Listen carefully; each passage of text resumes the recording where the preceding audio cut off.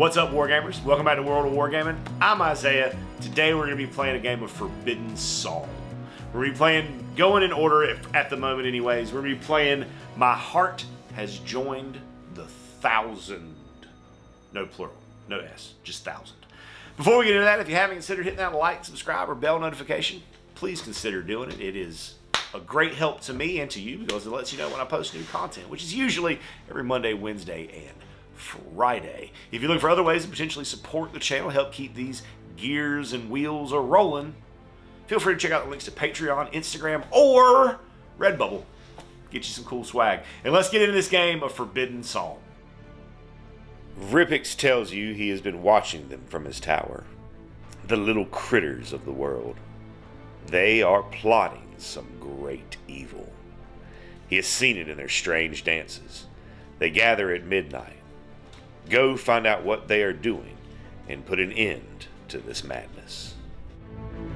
Alright friends, so we're in here for My Heart Has Joined the 1,000. And our goal here is to kill as many of these animal cultists as possible. 2 of them have treasure. That is the one with the book and the one with the flail. I randomized it and those were the 2 that got it. As far as placement, in this scenario, it says to place them at least 3 inches away from the player's deployment, which my deployment is the 6 inches here, which left 15 inches or so. No. Yeah, because 15, 20, yeah, 15, because 24 minus 9, because it has to be 3 inches away from my deployment. So I left 15 inches up that way, 24 inches across. So I randomized it in an odd way, I guess. I rolled a D10 and a D5, so my percentile was my D5.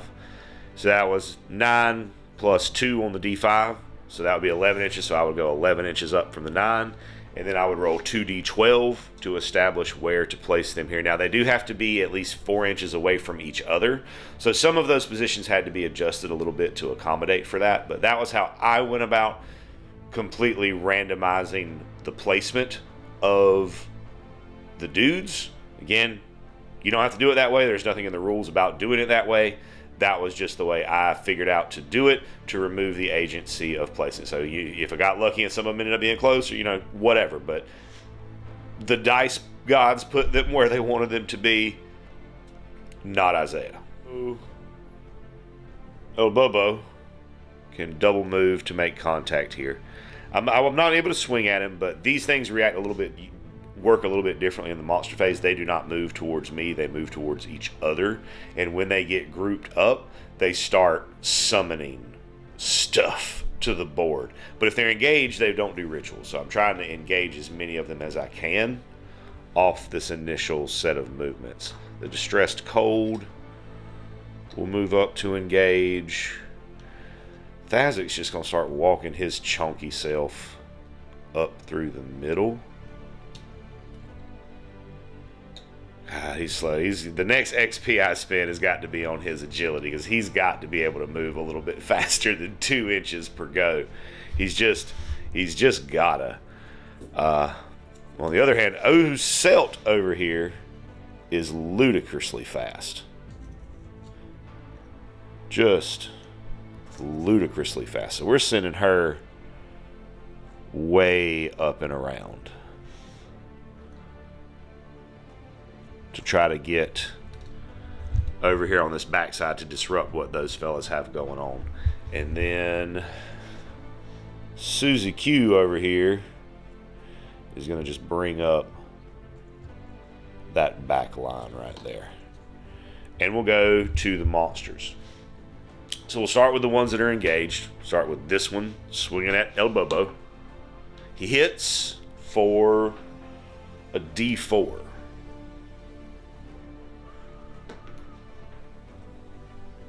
Oh goodness, in the tray, there we go. He hits for 1. So 1 damage to El Bobo. El Bobo gets to strike back at -3. Oh, still hits with his sword, which is 5 damage. That will absolutely murder. They don't have any armor, so that will murder him, and he will drop a treasure token. Right, next we'll go to the one right here that's attacking the Distressed Cold. He misses. Distressed Cold gets to strike back, and he misses as well. That's okay. Now we'll go to the ones that are going to be moving towards each other. So we'll start from this side of the board. We'll go 2d6, 8. He'll go to the closest, so they will bunch up right there. We'll go to that guy.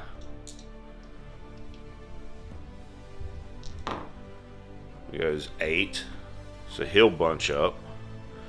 We'll go to this one right back here.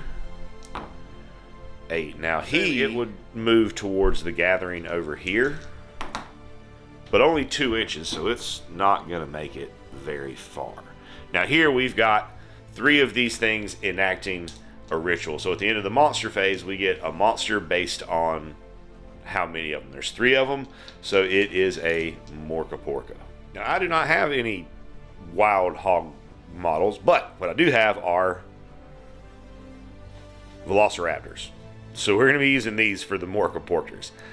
So we got these raptors. So we got a, same as in the last scenario, we got a, so it'll be on the right hand side because it's 4, 5, 6. And then we will randomize where it goes. So, oh, no, not that dice. So 4. And then we'll randomize where it goes. So 9, 6. Oh, on the thing. And right there. And that happens at the end of the monster phase, so it doesn't get to do anything right now. We go to turn 2, where El Bobo is going to move here to interrupt their ritual. We then will have Thazik move up to here, and we're going to go ahead and pick up the body of this thing, which does take up an equipment slot, but he's a big strong beast of a creature, so even though he's unbuttered, he is not weak. And then we're going to have, we're going to swing with the Depressed Cold at the cultist right there in front of him. That does not hit. Yeah, I'm going to save that. I don't want to burn any omens this early, I don't think. Animal Cultist gets to swing back at -3. That's going to hit for a D4. For 3, he has light armor, so for 2. Correction. For 3, because he has the brittle bones flaw. We're going to take Susie around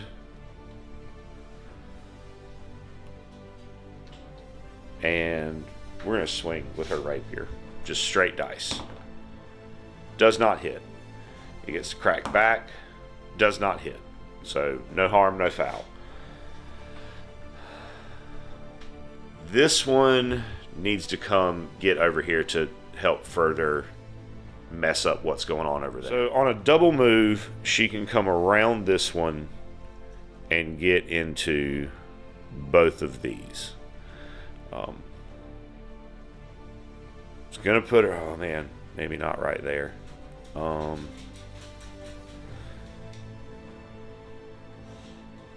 Yeah, whatever. We're going right there. We're gonna go for it. Okay, we'll start with the ones that are engaged. So we'll start with the one up top right here. Onto O Selt. Hits. Whoo. 4,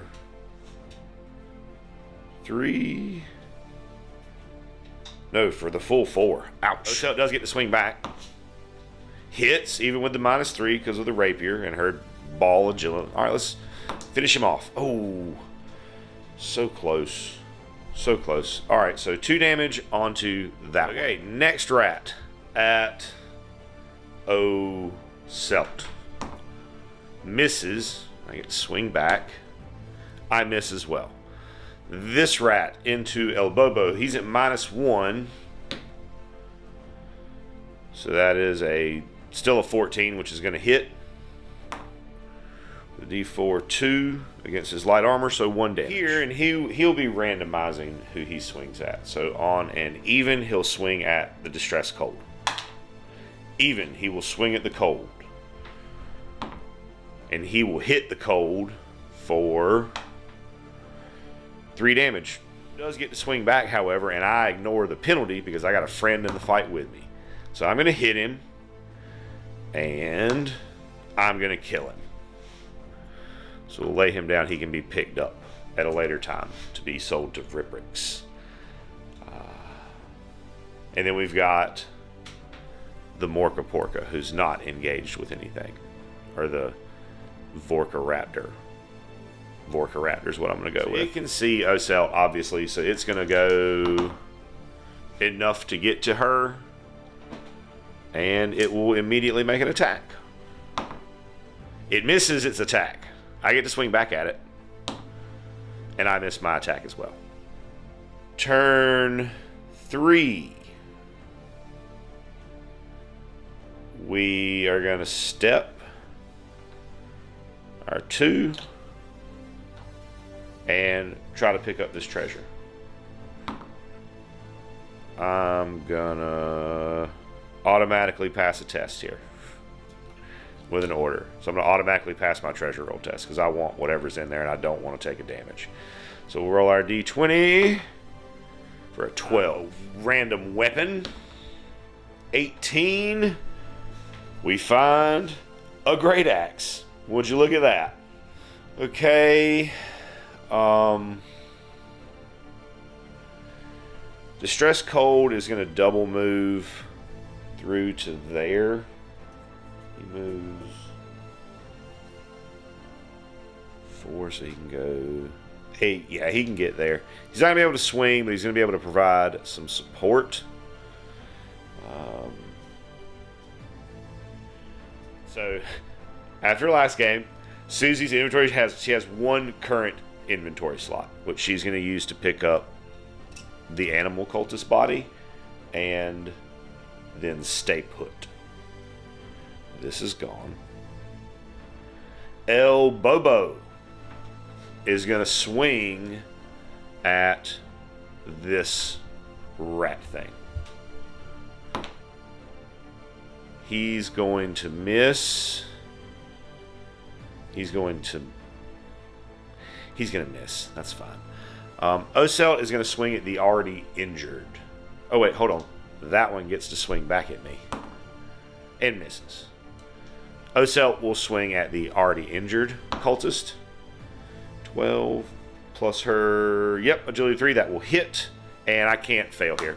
Because, yeah, it's already got 1 damage on it. So, that's... a dead rat.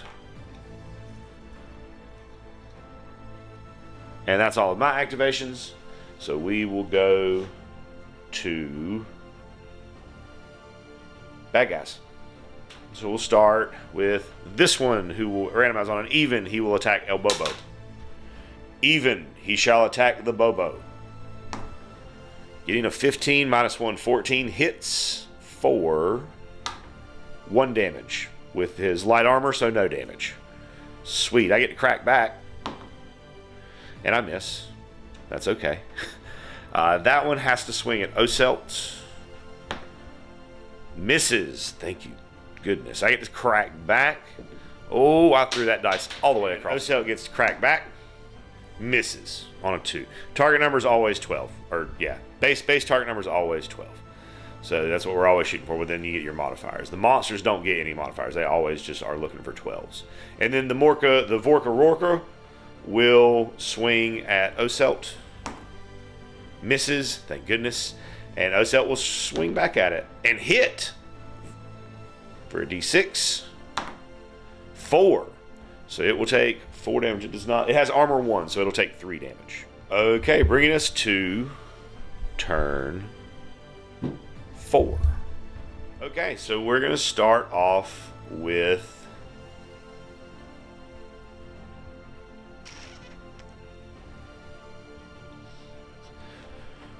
we're gonna start off here, and she's gonna try to put a second wind into here. I probably need to move a little bit, and then we're gonna go for second wind onto him. So we pass our spell check. He will get D6 extra hit points. 2 will take it, so that leaves him with 6 health left, and then she'll take 2 damage. Spellcasting, as long as you don't fail or crit, nothing particularly bad happens. So then the Distress Cold is going to swing at this rat that is in front of him. Huh. That's cocked. Huh. That's a miss. I'm going to take my reroll here. Oh, bully.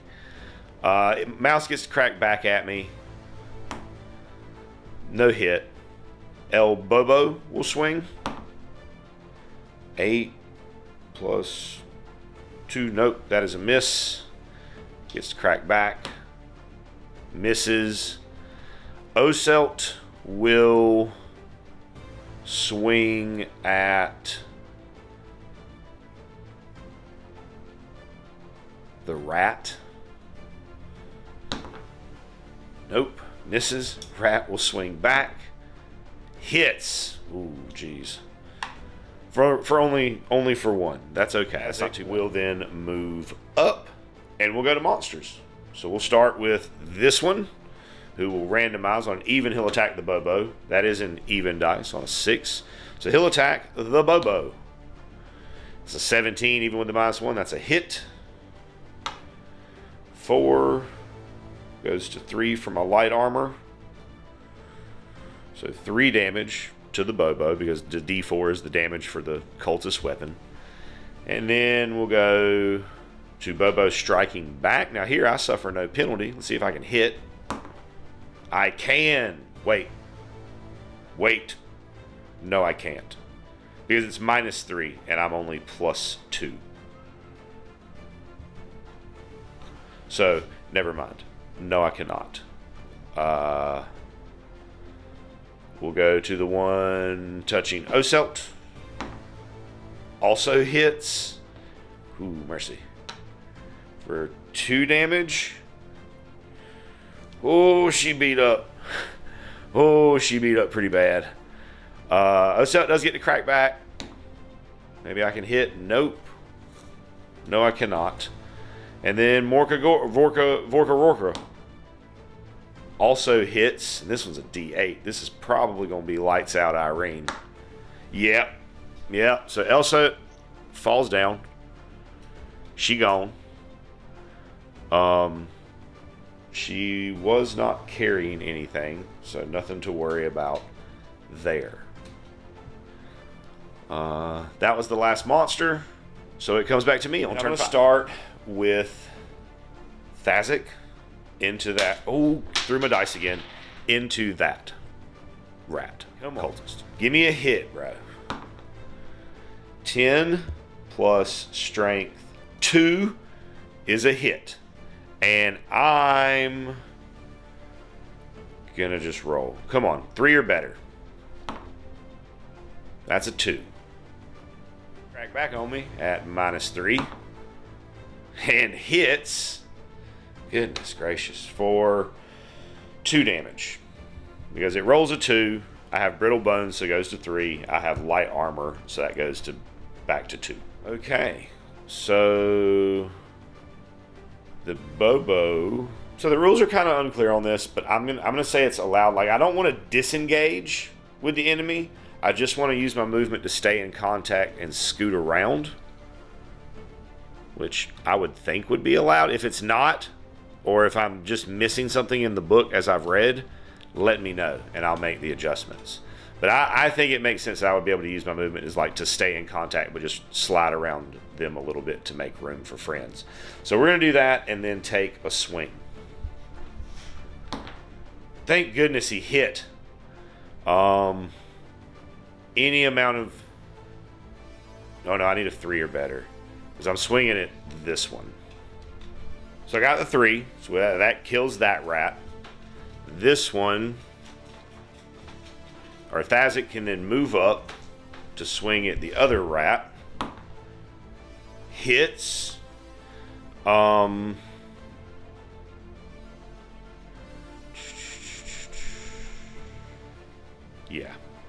We'll roll it. For 1 damage, that figures. Crack back. Misses, because -3. Now, my apologies. I forgot to do it last turn. I just got excited and caught up in what was going on. But 2 Vorka Rorkas were supposed to arrive on turn 4. So we're bringing them in on the monster phase now of turn 5. So we've got the rolled for the first one, came in 3 inches into the zone. That one came in the full 12, both on the left-hand side of the board. So monster phase. This one is the closest. There's no way he can fail to... Oh, wait, that one's actually in contact. So we'll roll a D3, going 1, 2, 3, randomized to see which one that cultist swings at. 3, he's going to swing at El Bobo, who just chopped his friend down. So, looking for a 12. Does not hit. Bobo gets to strike back. Does not hit. And as I said, this one can't fail to get there. He's less than 2 inches away. So he's going to move and swing at El Bobo as well. Fails. El Bobo strikes back. Hits. I'm going to use my order for deal maximum damage here to deal 6 and then -1 because of their armor. So 5 damage total. Puts that one at 5 health remaining. Or 2 health remaining, sorry. Now, this one over here, let me see. This monster, this Vorka Rorka cannot see anything, so it will stay put. That one, however, can see Susie and will move towards a 6 for its movement. So it will come to right there. That swung, that didn't do anything. Okay, so then we go to the 6th and final turn. Starting with me.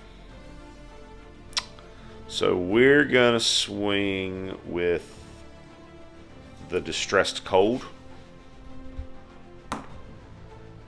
9.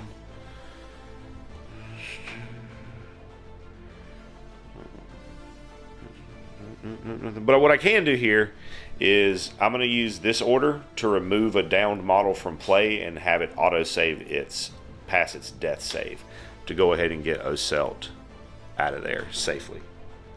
That seems like a good time to use that order. He misses. Cultist cracks back, also misses on a 5.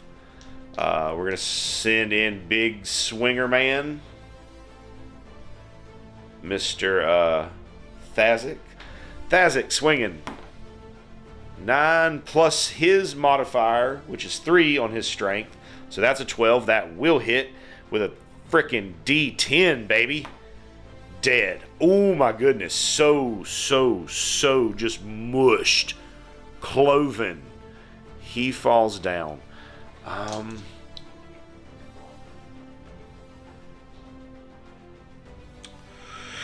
gonna have Bobo. We're gonna have Bobo. That one, because that one drops a treasure. I'm gonna have Bobo make the treasure roll. Fails, takes a damage. And then we go to our baddies. So we got Rorka Vorka gonna swing at Bobo. Misses. Bobo swings back. Hits. And I need at least a 4 here to kill it. 4. Kills it. Dead Vorka Rorka. This is going to continue moving towards Susie for 4 inches. Not going to make it. Not going to make it to her. Yeah, that just brings it to right there. Now, again, it definitely would have got there had I remembered to do it at the right time. So that's on me. Now, unfortunately, there's a lot of stuff that I'm going to be leaving on the field here because I just didn't have time to pick it up.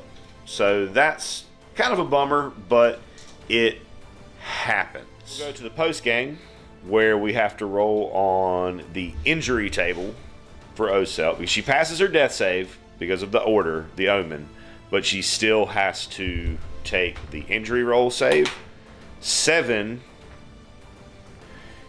she loses her other eye, so I guess she's now totally blind. I will gather up 9 XP from that mission. I'll get 6 for things that I killed, because 1, 2, 3, 4, 5, 6. I'll get 1 for the treasure that I collected with Thazak. I'll get 1 for a member of the Wargaming, at least 1 member surviving, so that's 7. Right? 6, 7, that's 8. I passed the death save, so 9. 6, 7, 8. Yep, 6, 7, 8, 9. So that puts me at a total of 12 XP, so I can do 2 things here. And one of them is absolutely going to be to increase Thazak's agility. So with my 10 XP that I'm spending, I boost Thazak's strength. Or no, his agility by 1, which gets him up to a move 3, so that he can get around, actually maybe get around the board a little bit. And I increased Oselt's agility by 4 to give her a better chance of getting into the combat quickly and actually doing some work by giving, so it gives her a better modifier for her rapier. And then I'm going to sell the glaive the great axe that I found for 5 gold, along with the 2 animal cultist corpse that I managed to pick up for a gold each, to net me 7 gold for the mission, bringing me to a total current treasury of 41 gold. And that, my friends, is going to do it for today's game of Forbidden Psalm. I'm really enjoying this. Again, if I'm making some mistakes, let me know in the comments, and I will do my best to rectify it. Until next time, thanks for tuning in. I hope you have an absolutely amazing rest of your day. And as always, I'd like to say a big, huge, from the bottom of my heart, thank you to our patrons who support us and pledge to us over on Patreon. You guys are the absolute best. If you enjoyed the content you saw here today and that's something that you would like to consider doing to help out the channel, go over there, check out the link in the description, check out the Patreon. There's a lot of cool stuff over there, including access to our Discord server, talk to me, hang out with me, talk about our work, what we got going on in the hobby, some shout outs, all kinds of cool stuff. Check it out if that's something that you think you would be into. And regardless of whether or not you do that, I want you to know that I am incredibly grateful that you decided to stop by and spend part of your day with me today, rolling dice and pushing toy soldiers around. I hope you have an amazing rest of your day, and as always, may the dice be ever in your favor.